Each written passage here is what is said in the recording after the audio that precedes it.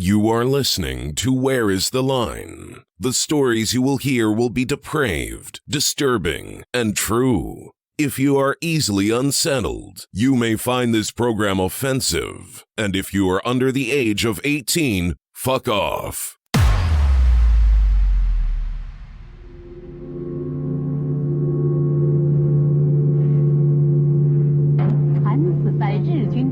The chronicle of humankind's cruelty to fellow humans is a long and sorry tale. But if it is true that even in such horror there are degrees of ruthlessness, then few atrocities in world history compare in intensity and scale to the Rape of Nanking. Everybody drinking blood, everybody eating brains, some monster party. Everybody eating flesh, everybody breaking bones, some monster party.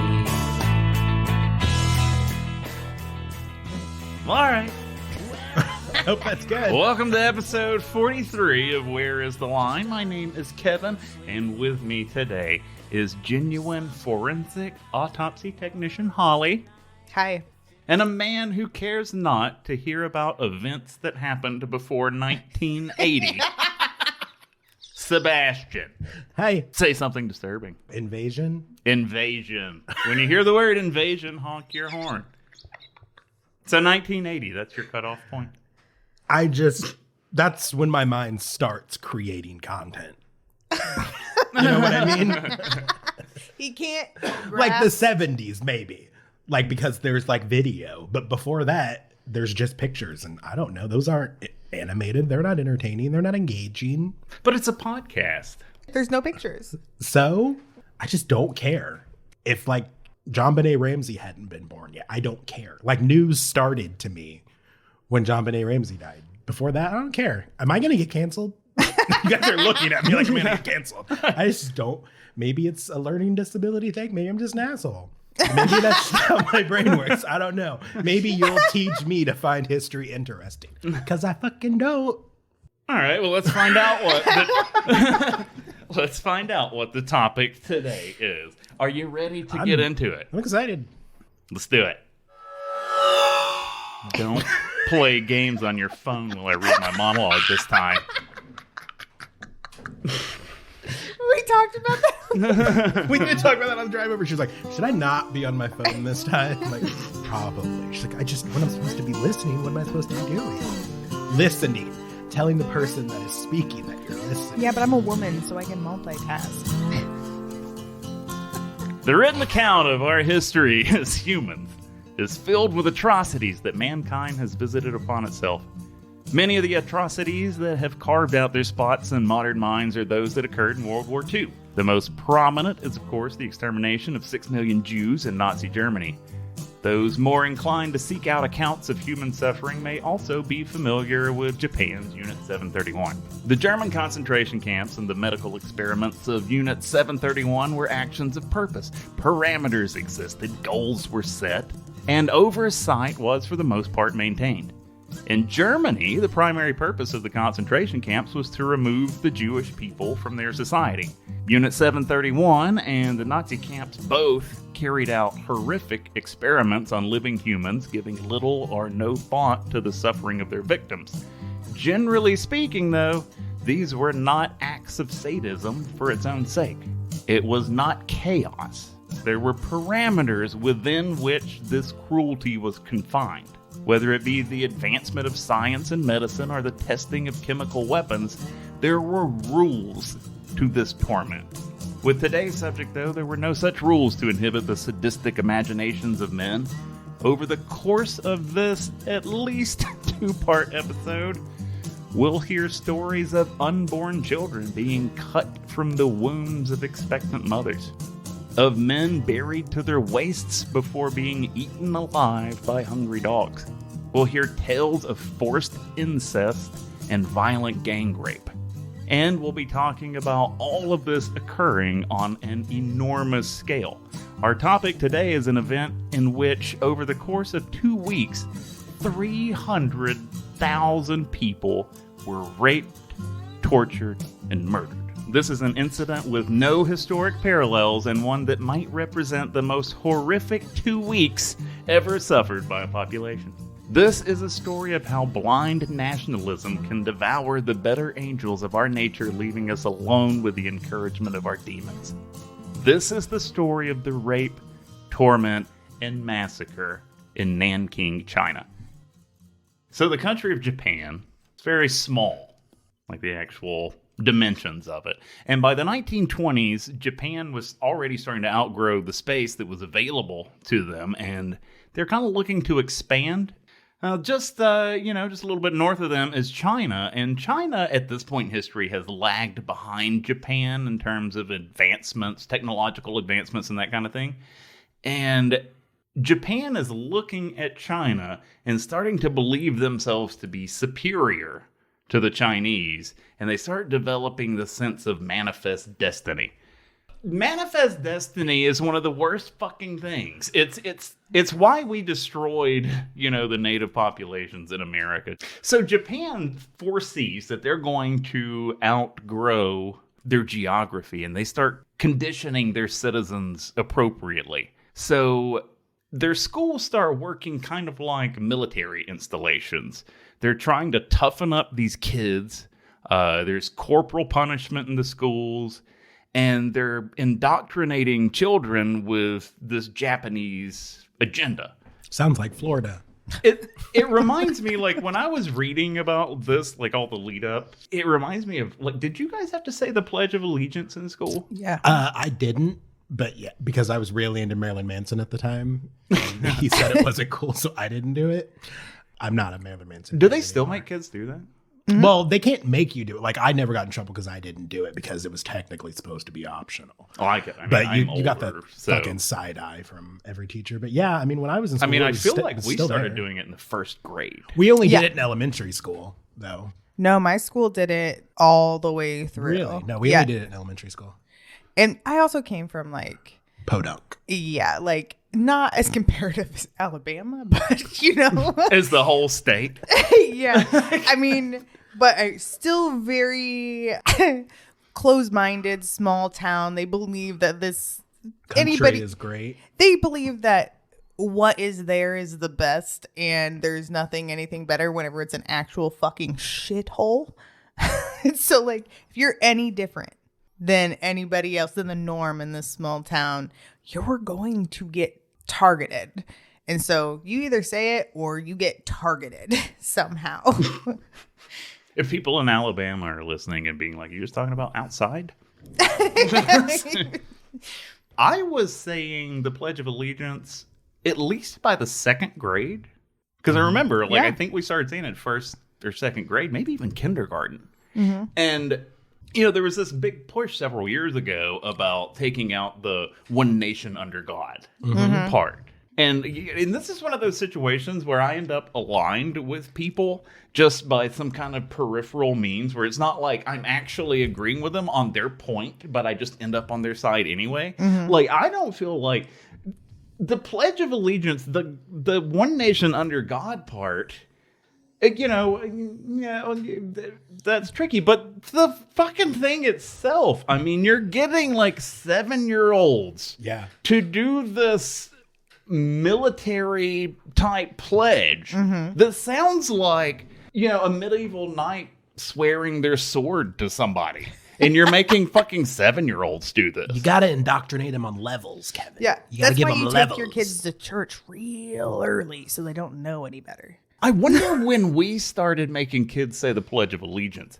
I wonder if it was around the time of the Cold War. Oh, like... It would make sense if the U.S. was kind of doing the same shit that China was doing. And we're like, okay, in 15 or 20 years, we're going to have to fuck somebody up. Let's start militarizing our children. Okay, well, the Pledge of Allegiance started being distributed to schools in 1892. Over 10,000 children recited the verse together. It's longer than that. Oh, you know what? When Civil War ends, like in the 1860s. And so they're trying to make sure that the country. The most recent alteration, this is a telling statement. The most recent alteration of its wording was in 1954. And that's when Under God was added. I knew that and I forgot. So anyway, 1920s, Japan's starting to realize that they're going to have to expand or something. Something's going to have to change. They start indoctrinating these children with these nationalistic ideas. And by 1937, this manufactured tension that Japan is kind of building up, they're trying to, and along with all of this nationalizing of the children, they're feeding into this also a dislike for Chinese people. They're starting to tell their population, America's you really are familiar with doing things yeah, like that. best country in the world. At what? Nobody can fucking tell you, but best country in the world. So many people are going to hate us for this I don't give a shit. You're wrong. this episode in particular. We've tried to fuck up like the Pledge of Allegiance, church. Let me tell you America how in I feel general. about the police. So by around 1937, Japan is kind of manufacturing this tension between Japan and China, and this is kind of coming to a head. And there's this point where the Japanese military, they're performing these nighttime maneuvers in China. And they're allowed to do this by some kind of previously established treaty. So they've been doing this for a while. This isn't unusual. But on one night, there is some kind of confusion that happens between the Chinese military and the Japanese military who are there just kind of doing these practice runs or whatever you call it. What do you fucking call it? A dry run. That's what they call it on Will and Grace. Drills. Yeah, so Japan's basically just doing these drills. They're in China. They're allowed to be there. But this one night, this confusion kind of breaks out. China briefly opens fire on these training Japanese soldiers. Briefly? What is briefly opens fire? Like, apparently just a few bullets, and then they were like, whoa, they're okay to be here. Oh, they're like, oh, just kidding. Don't my think bad. they hit anybody or anything. It seems to have been a genuine mistake. A couple bullets get shot off, and they're like, whoa, sorry, no, never mind, we're done. But the next roll call that the Japanese troops have, there is one soldier who fails to show up.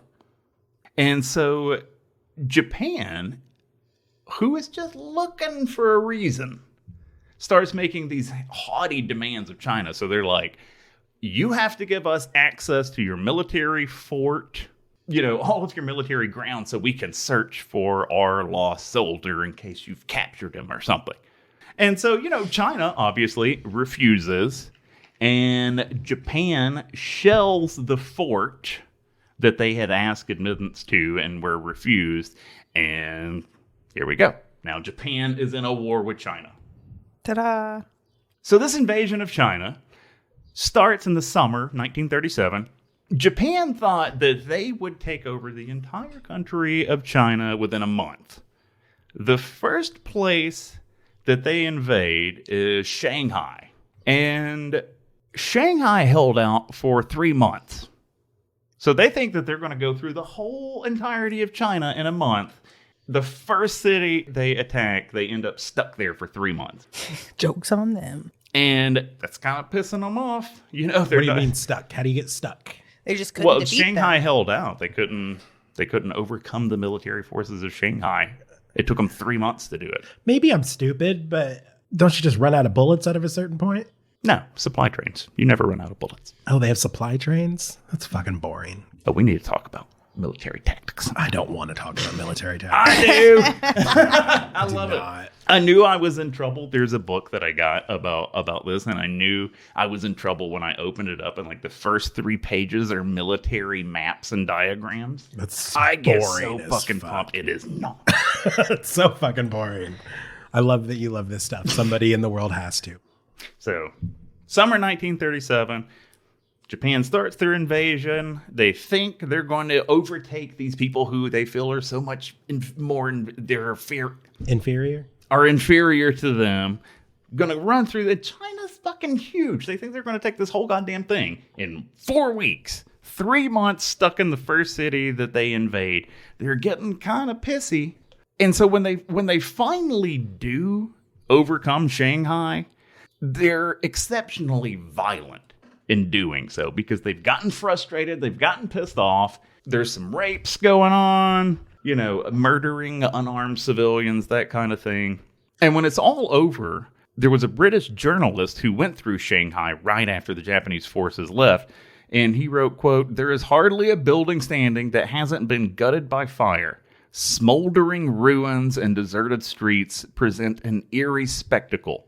The only living creatures being dogs, unnaturally fattened by feasting on corpses." So, Japan overtakes Shanghai. News about these extracurriculars, the rape and the, murder of unarmed citizens and things, is starting to spread around, and people are starting to see the Japanese troops as ruthless, even beyond what you would normally consider an invading army to be. But what happened there in Shanghai is absolutely nothing compared to what happened when the troops make it into Nanking. So back in Nanking, people are hearing these stories about what the Japanese people have done. And when Shanghai falls, as inevitably always happens, in Nanking, when they realize that the troops are coming that way, all the rich people leave. And so the only people left in Shanghai after that happens are poor people, lower class. These people have really not the means to get away, and even if they did, they didn't have anywhere to go. Sounds familiar. There's elderly people, sick people, orphan children. These are the types of people who are left in Nanking. And another problem with Nanking, so a lot of times when cities will get invaded, obviously the rich people evacuate, save themselves, leave everybody else to fucking die. All through history it happens. The invading army gets closer to the city, and a lot of the people who were left at that point dip out the back. The problem with Nanking, though, is it's geographically situated in a curve in the Yangtze River. So, with the Japanese forces approaching from the front, their entire retreat out of the city is completely blocked by a river. And the rich people already took all the boats. So, if you didn't leave in that first wave of escape, you're stuck there. Fuck. So it's like Titanic. I don't see the connection. That's fine. And, you have the citizens who are left there. And then, of course, the military is there. Now, Nanking has 90,000 troops protecting the city. And Nanking at the time is the capital city of China. And the Japanese forces who are moving in, they only have 50,000 people. So there's some reason, there's cause for the people who are left in Nanking to feel a bit optimistic. Their forces outnumber the invading party almost 2-1, and Nanking is a walled city. So Nanking has 90,000 men protecting the city. Only 50,000 troops are coming to invade. And so there's hope. But on December 2nd, 1937, this is about 2 weeks before Japan actually invades Nanking, something that's potentially very important in terms of what eventually happened. So the Japanese general who was supposed to lead this invasion in Nanking gets sick, and he gets replaced by Lieutenant General Prince Asaka Yasuhiko. So Asaka is actually the uncle of the Japanese emperor at the time. This is the kind of guy who is not really lived his life with very much, if any, oversight. I just feel like that tends to make for an awful human being. Yeah. So when Asaka, this prince, the nephew of the emperor, takes control, the Japanese who had been so fucking vile over in Shanghai become somehow even a little more sadistic. And it seems like once Asaka takes command, the Japanese forces start kind of almost instantly heavily leaning into this sort of heartless depravity. Once they leave Shanghai and Asaka takes over, they're on their way from Shanghai to Nanking, and the officers start competing in this kind of morbid contest to see who could be the first person to, with a sword, behead 100 Chinese people. Not necessarily combatants, just anybody. They never actually figured out who got there first, but they did figure out that it actually happened, and at least 2 of these officers ended up charged with war crimes and got executed later on. Well, that's good, at least. Yeah. Maybe this just makes me and I know it's over. Makes me think of all the fucking heads that you've cut off. Have you cut off more than 100 heads, Holly? No. Have you cut off more than 100 heads? No. I have decapitated How many? a couple. What's it feel like? I mean, if I'm at that point, it means that there's not much left of them. So it's not like a fresh body. It's one that's been hanging, and it's just like a little bit of tissue left, so I can get the head off to send it off to anthropology or whatever I need to do. You send the whole head to anthropology? I've sent whole bodies to anthropology. Why would you send them the head? You can get a lot of information from that. If there's only trauma on the head, like okay. I'd like one in particular that I'm thinking of right now was a homicide victim that was not found for a very, very, very long time. To the point where there's like no internal organs anymore. That's why I think it's really funny whenever they say skeletal remains found, autopsy done. What fucking autopsy? There's not an autopsy done on a fucking skeleton. But this one in particular, the homicide victim had become a homicide victim due to head trauma of a sort. And we wanted to know exactly what was going on, directionality, whatever. And there's a bunch of pieces, and we're not the bone experts. We know a little bit. I Get us am. by, but sent it to an anthropologist so they could tell us more about the injuries that were going on. I also have to boil all of the tissue off. What do you use? Just a pot? Yeah. Just a regular pot? Yeah. Like you just buy at a store? Yeah. There's not like a special medical You examiner can buy vats to like steam and boil whole bodies in. pot? I bet you could use one of those things they use at crawfish boils. Yeah, that's exactly what I was using. Is it? I mean, Is it literally a crawfish boil it's thing? not. It's a big giant pot that I use. Anyway, more frequently than you would ever fucking imagine, we get a report of just a skull found. There are so many just heads. What's the most autopsies you've done in one day? It was 11. just recently. Nope, it was 9. 8. 8. It was 8 this Sunday. Yeah, I thought because you texted that you had to do 8 autopsies. No, there was. That I was day. like, there are 10 bodies. Ended up getting through 8, and then I had to call it quits because my body hurt. I couldn't function anymore. Like I couldn't. I asked Donnie to put my wrist braces in the freezer for me whenever I got home. Your wrist braces? Yeah, for my carpal tunnel. Oh. Whenever I do wear my wrist braces at night, because I wear them to bed, and if something starts happening, I have to be like, sorry, wait.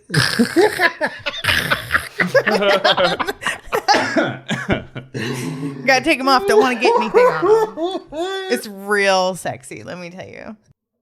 So word of kind of this ramping up depravity that's kind of taking hold in the Japanese troops while they're on their way to Nanking, word of that's gotten back to the Chinese military. How does word travel? Like they're just telling stories. They writing that shit in letters. Yeah. They didn't have Snapchat.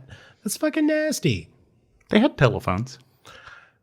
So they just call up their buddy and be like, guess what? I invented rape. What? Well, I mean, I don't know. That was if a long I time saw ago. I know. a couple of guys, Guess what? I invented a new kind of rape. if I saw a couple of guys running down the street talking about which one can be the fastest to take the heads off of 100 people, I will immediately text you on our group chat about that. Yeah.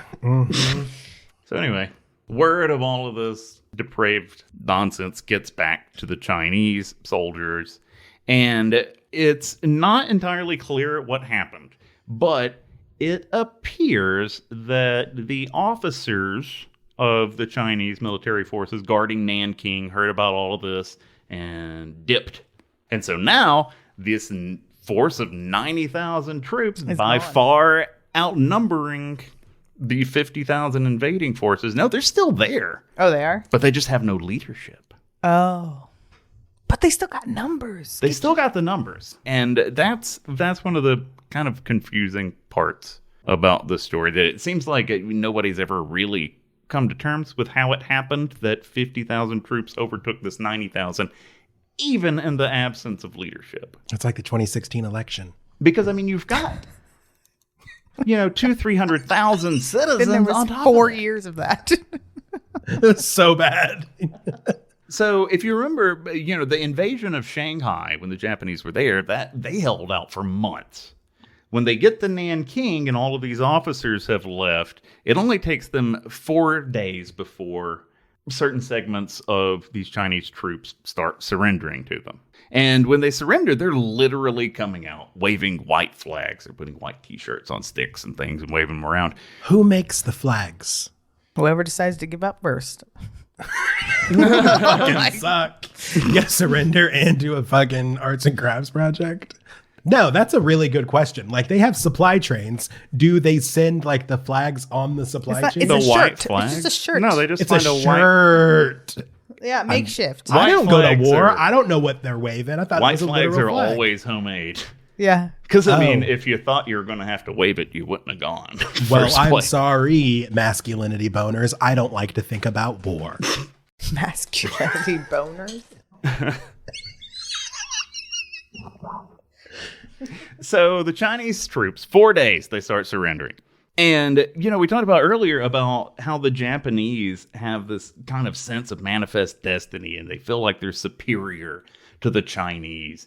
And the Japanese troops, when the Chinese forces start surrendering, sometimes even without a fight, the Japanese troops get disgusted by them. Because of them surrendering? Without a fight, or even surrendering at all. I mean, the Japanese troops are in this extreme nationalistic mode. You fight and die for your country, and then they get to China, and people start just surrendering to them. And the Japanese So know they thought they were cowards. Yeah, they think that they're cowards. They think that they're lesser people because of this. Like Proud Boys and drag queens. That's exactly what I was thinking. Like how the super American men get so offended at men that cry. They're like, oh. I'm crying right now. I'll beat your ass.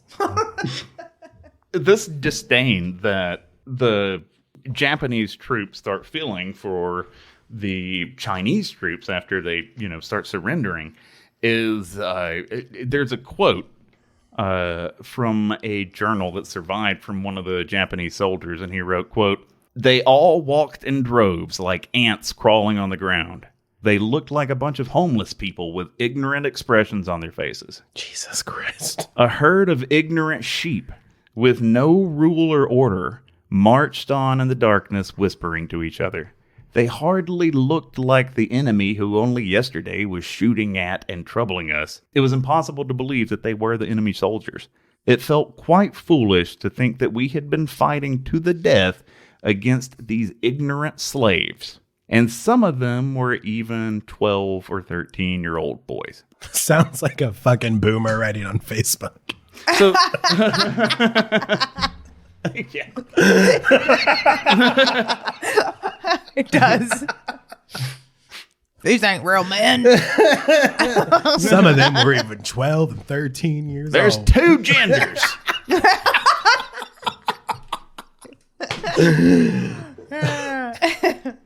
And so you can kind of see from that writing that the Japanese who invaded China already feeling like the Chinese people are less than them. The surrender happens, and that not only enforces what they believed when they moved in, it It's giving them validation. is. And so when these Chinese troops are surrendering, they're thinking, if we peacefully surrender, as happens in, at that time, modern warfare, they will become POWs and eventually, hopefully, be released. And there's two problems with this. And the first one is kind of their own doing, and that's food. So Nanking's a walled city, and when the Japanese troops are approaching, as is a common practice for walled cities when they're about to be invaded, they burned everything outside the wall. So food is a problem. These are 90,000 prisoners that if you want to keep them alive, you're going to have to give them some food. And they themselves have already destroyed all of the food around their city. The second problem is that after they round up all of these troops, the real invasion of Nanking's about to start, and the 66th Battalion receives the following command from their new leader, Prince Lieutenant General Asaka. Quote, all prisoners of war are to be executed. Method of execution, divide the prisoners into groups of 12. Shoot to kill separately. And then it goes on to say, the vicinity of the imprisonment must be heavily guarded. Our intentions are absolutely not to be detected by the prisoners. So the idea is they know that they have more prisoners than they have their own troops. And so what they're going to try to do is pull the old, hey, you 12 guys, let me show you something over here. And then those 12 guys don't come back. So the idea, what Asaka has told them to do is you take them 12 at a time, away from the main group, probably behead them with swords because you can't open fire on them or that's going to tip off the people who are back at the camp. Mm-hmm. We're talking about like a lot of numbers and we're using them for people. And I feel like a lot of times when you start talking about like 10,000 people, 100,000 people, you just hear that and you don't really compute. Let it sink in what that really means. I mean, we're talking about 90,000 people that they're going to try to execute 12 at a time. 90,000. The capacity of Kansas City's World Championship Kansas City Chiefs football field, Arrowhead Stadium, the capacity is 76,416. They're about to execute more than what you can fit into Arrowhead Stadium. That's a lot of fucking people. Have you had a chance to go there? No, I haven't been to Arrowhead yet. Okay.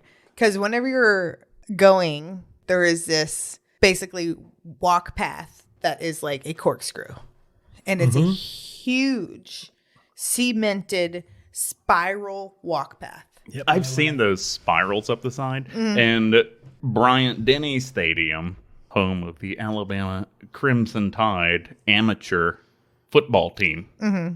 I think people in fucking Tuscaloosa need to hear that. That's a goddamn amateur football team.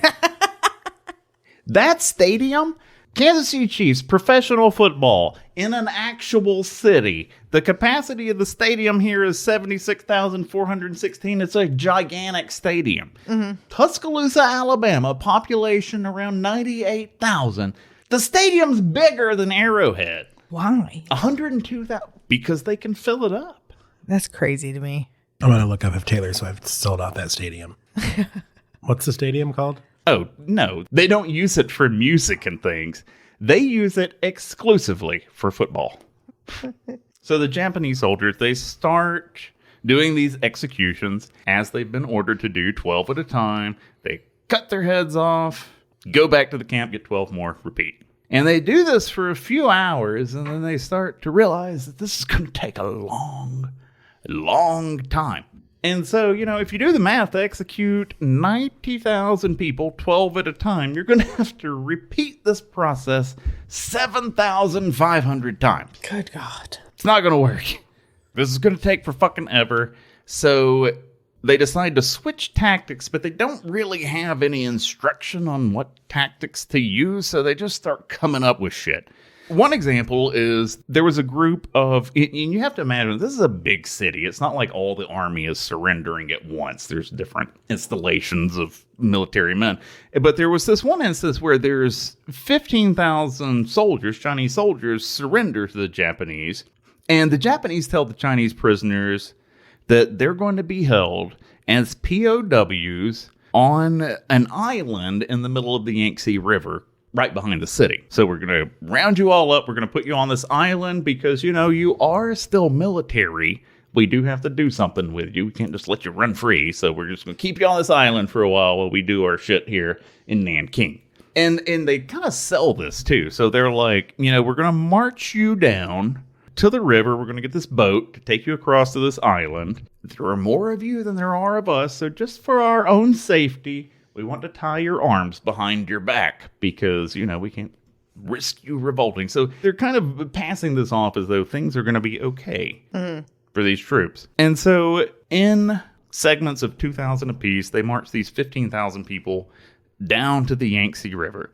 And 15,000 men are standing there waiting for this boat to come across to take them to this island. What the Japanese have actually done is, before they even start marching people down to the river, they have a semicircle of machine gunners positioned in the woods next to the river, hidden. They get all 15,000 people down there, and they start opening fire on them. And when the gunfire starts, they're hearing all of this screaming from people being shot, and that screaming settles down and settles down and settles down. And it takes them an hour. I mean, this is 15,000 people, even with machine guns. It takes them an hour to mow all of these people down. Good God, imagine being one of the last ones. Fuck. Oh, but wait. Speaking of one of the last ones, if you're one of the last ones, you're not necessarily someone who was shot by a machine gun. Because after that hour of machine gun fire, you know, these screaming voices are settling down, and they fire on them for an hour, and they're still hearing people screaming and moaning after an hour of straight machine gun fire.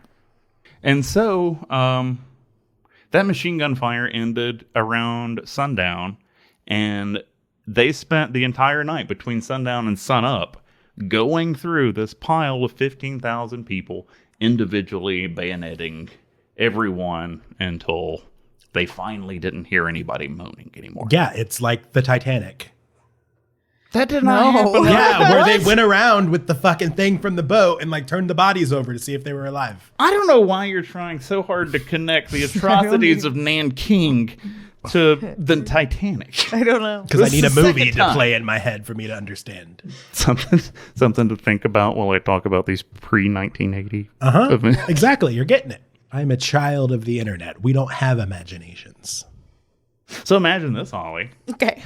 You were talking about imagine being one of the last people shot. Imagine one of the people laying under the pile until the next fucking morning. I would hope I would be in the first few hit. So this is 15,000. This is a little segment of 15,000 of the 90,000 total troops. So elsewhere around Nanking, other executioners are becoming bored with this 12 at a time business that they've been ordered to do. And in other places, they try to make things more exciting. So, they're doing these mass executions, but there's one location where the Japanese troops have taken to tying the Chinese troops together in bundles of about 15, throwing them in a hole that they made them dig themselves, and then they just set them on fire. Fuck.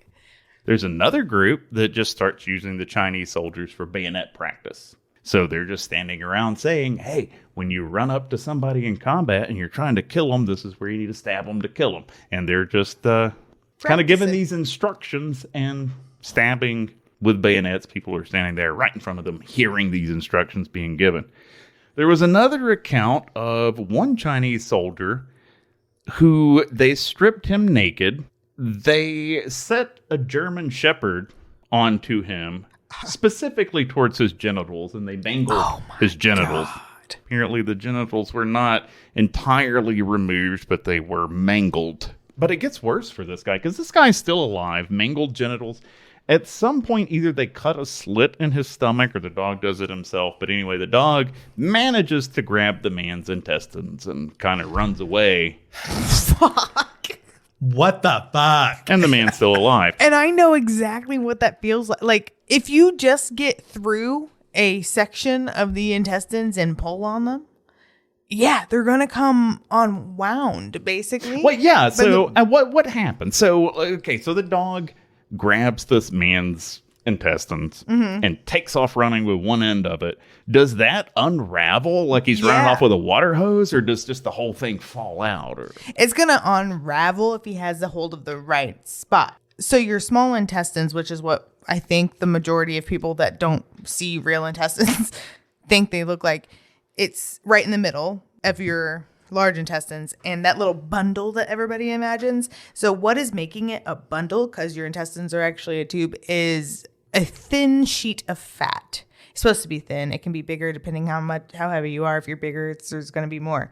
So it's like the best way I can describe it is imagine a long flat ribbon, and you take that ribbon and bundle it.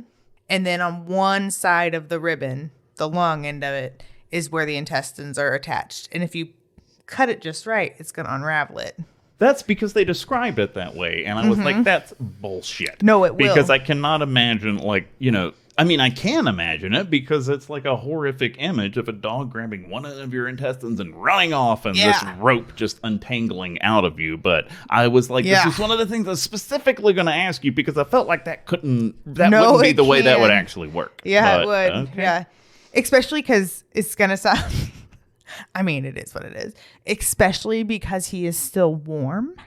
Still alive. Because he's still alive. Those are going to tear so much easier than if he was cold and like the experience that I have with them. Like, I don't like bodies to be warm. I like them to have like a few hours to chill in the cooler. Yeah, you've told me it grosses you out when it grosses they come me in out hot. when they're warm. I want them to be in the cooler for a little while.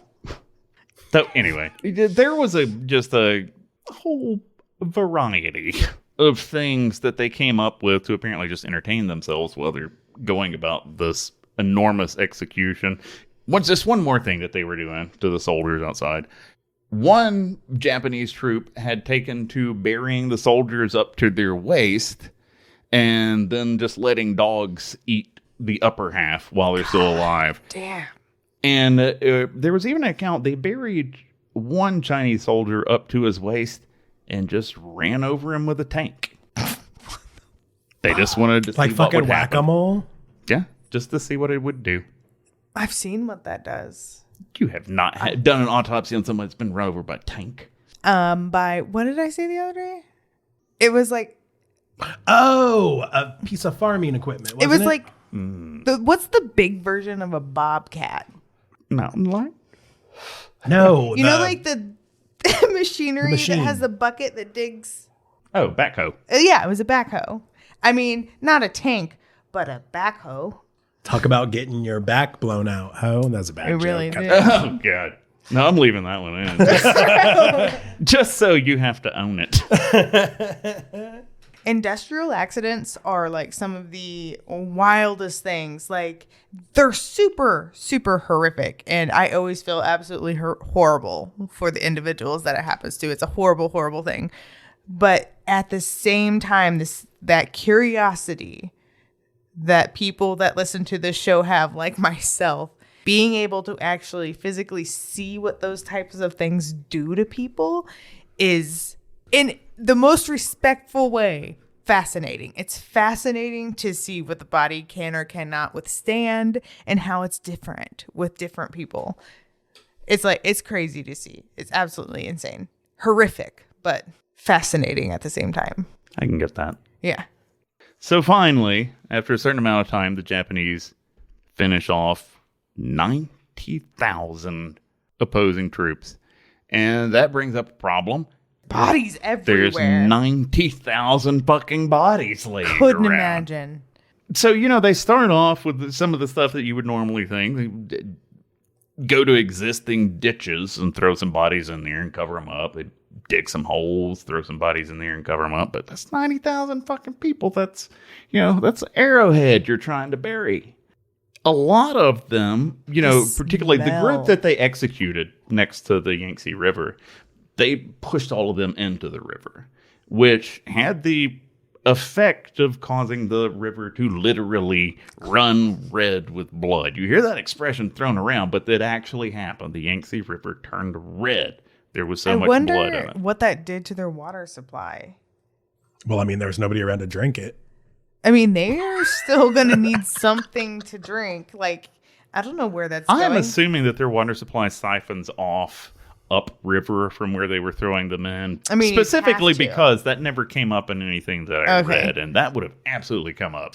One of the things that they tried that absolutely did not work out is they piled tens of thousands of corpses up and poured gas on them and set them on fire. What happened was they didn't have enough gas. So They just turned their hideous corpse mountain into a more hideous corpse mountain. Gross. Yeah, you have to burn a single corpse for a very long time. And once the Japanese have finished executing and disposing of anyone capable of opposing them, there's nothing left to stand between them and the 200,000 or more non-combatants who are still in that city. Oh, that was just the army. This entire episode, we have just been talking about what happened to the Chinese army who were trying to defend Nanking. My God. These are the combatants. They haven't even gotten to a woman yet. The Japanese, all the way, even since they took over Shanghai, even the march over to Nanking, they're just starting to find more and more entertainment in murder, and these methods of dispatching people that they're coming up with are getting more and more creative. Depravity's floodgates are just about to burst open, and a massacre without analog in history is about to wash over Nanking.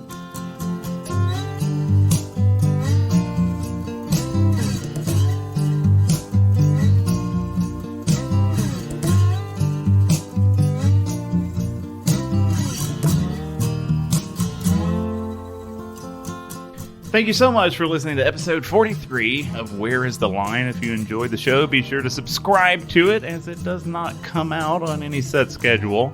Also, if you enjoy the show, you might consider leaving us a review, not unlike Hannah from NC.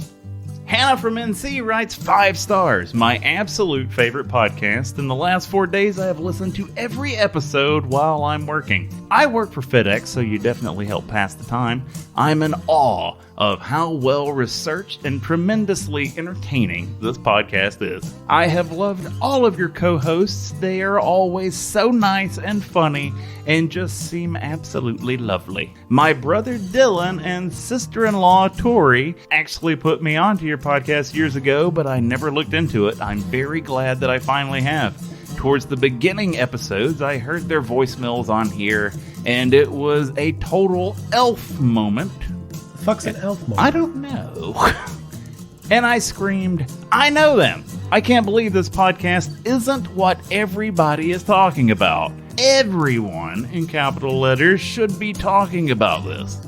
Love you guys. And by the way, Kevin, you and all of your co-hosts are absolutely beautiful. Please keep posting. Hannah, that's great. Thank you so much. Can you write back in and tell us what the fucking elf moment is? Moving on to voicemails. Our first voicemail comes from someone who's left one before. This is Juba Moon. Hi, this is Juba Moon. Where are y'all? I called you before and you actually used me for an example of a crazy person who listens to your podcast and loves the crazy ass shit that y'all talk about. My number is I'd sure love to talk to you and figure out what the hell's going on.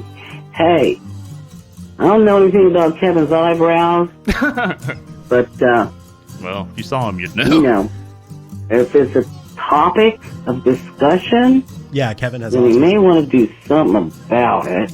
No, they're perfect. And, I love you. I miss your deeply disturbing deep dives into the fucked up world of fucked upness. We're at the halfway point of this voicemail, by the way.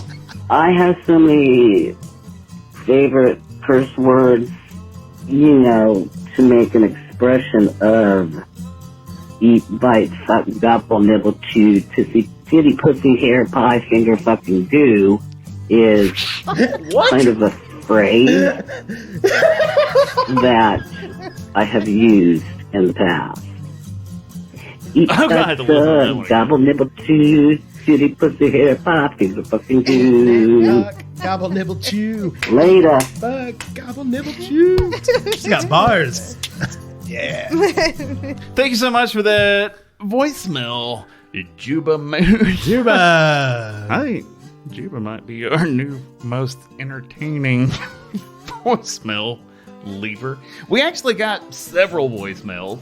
I'm going to save a few for next time, but moving on to this next one, I noticed something along the lines of Juba Moon in the Google transcript of the previous voicemail, so that's how I knew who that was. I haven't heard this one yet, so I don't know who this is or what they're going to say. Shit bubbles is a pretty good curse word, you know. But I just wanted to let you guys know that you guys have an amazing podcast, and I hate you every day that you guys don't release a new episode. Thank you, I hope you guys have a good day. Bye-bye. What's your name? Oh, thank you so much. Yeah, you need to call back and you leave. need to call back ASAP. yeah, Sebastian would like to know what your name is, caller. That's going to do it for this episode of Where is the Line? Thank you all so much for listening. We'll see you again soon. Eat, cock, shit, nip, motherfuck, fuck. I don't remember the words. Bye. See ya. Kids, when you go to bed, stay away from your closets and don't look